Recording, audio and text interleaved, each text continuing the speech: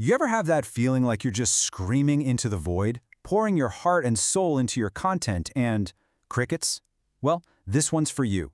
We're going to break down the story of one creator's journey from being totally stuck to building a real, powerful, data-driven strategy for growth. Okay, so I want you to look at this number, 5,379.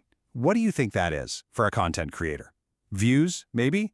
Dollars? Go on, take a guess, because this number, well, it's the key to this whole story. Yeah, you heard that right. Days, 5,379 days. That's almost 15 years to get 1,000 subscribers.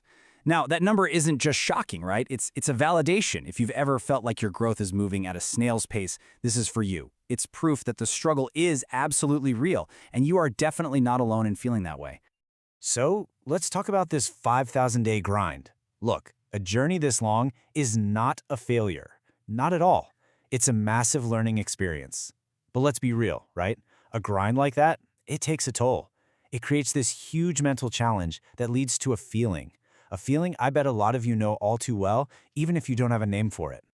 And this is the emotional core of the whole problem. The source material actually gives it a pretty heavy name, creative PTSD. Think about it. It's that scar that gets left behind when you pour your absolute soul into your best work, you hit that publish button, and then nothing. It just flops. That feeling, that's what we need to diagnose before we can even think about treating it. So how do you know if you're stuck in this? Let's take a look. Do any of these sound familiar? You over-edit your ideas until they just die. You find yourself scrolling through your analytics way more than you're actually creating. You stop taking any real creative risks. Or, and this one's a big one, you start asking, what do they want instead of what do I want to say? And maybe the most painful one of all, you start calling your passion project just a hobby again. That, my friends, is the loop of fear. But here's the truth, and this is absolutely crucial. It's not always your fault. I'm going to say that again. It's not your fault. When your best work flops, it doesn't mean you failed. It usually just means the system didn't catch it. You see, the algorithm doesn't really reward quality in the way we think about it.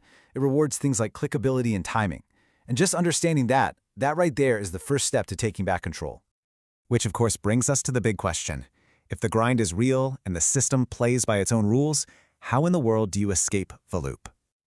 Well, the answer is hiding in plain sight, in the one place most creators kind of dread looking, the analytics dashboard. But listen, we're not going to look at it as a report card. No, we're going to see it for what it really is, a source of clarity. It's literally the key to cracking the code of what the algorithm actually cares about.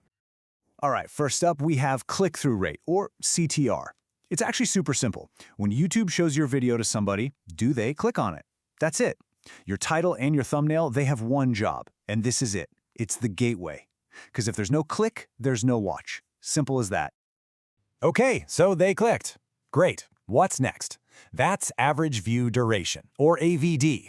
Once they're in, how long do they actually stick around and watch? This is basically the ultimate measure of viewer satisfaction. A good high AVD is you telling YouTube, hey, see? This video delivered on the promise that the title and thumbnail made. And finally, the big one, watch time. This is just the grand total of all the minutes people spend watching your stuff. It really is the king of all metrics, you know? Because it tells YouTube one simple, powerful thing. Your channel keeps people on the platform. And that, right there, is how you build real trust with the algorithm. Now, here's the thing. These three metrics, CTR, AVD, and watch time, they aren't just separate numbers sitting on a dashboard. Nope, they all work together. You got to think of them like parts of an engine. And when you get that engine tuned just right, it can pretty much drive your channel's growth all by itself. This is a perfect way to visualize it. Your CTR, your click-through rate, that's the ignition. It gets the click, it starts the engine. Then your AVD, your average view duration, that's the fuel. It earns the watch, and it keeps that engine running. And what happens when you put them together? You get watch time. That's the forward momentum for your whole channel. We like to call this the growth flywheel. Just think about it. A great title and thumbnail gets you a high CTR. A really compelling video gets you a high AVD. That 1-2 punch creates a ton of watch time. The algorithm sees that, starts to trust your content, and what does it do? It shows it to more people. That gives you more impressions, which starts the whole beautiful cycle all over again. Okay, so how do you actually put this into practice? It's a pretty simple workflow. For the first day or two after you publish a video, just keep an eye on your CTR. If it's kind of low, hey, maybe your thumbnail or title needs a little tweak. Then, after a few days, that's when you dive into your retention graph to really understand your AVD. Where are people dropping off? And then, on a weekly or monthly basis, you look at your total watch time to see which videos are the real workhorses driving your channel's growth.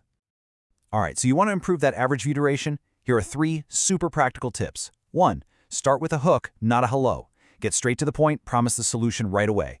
2. Use pattern interrupts.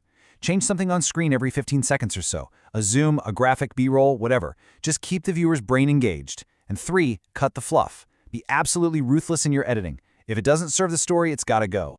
And what about boosting your total watch time? Okay, here are a few ideas. First, create evergreen content. Tutorials, how-to guides, stuff that stays relevant for years.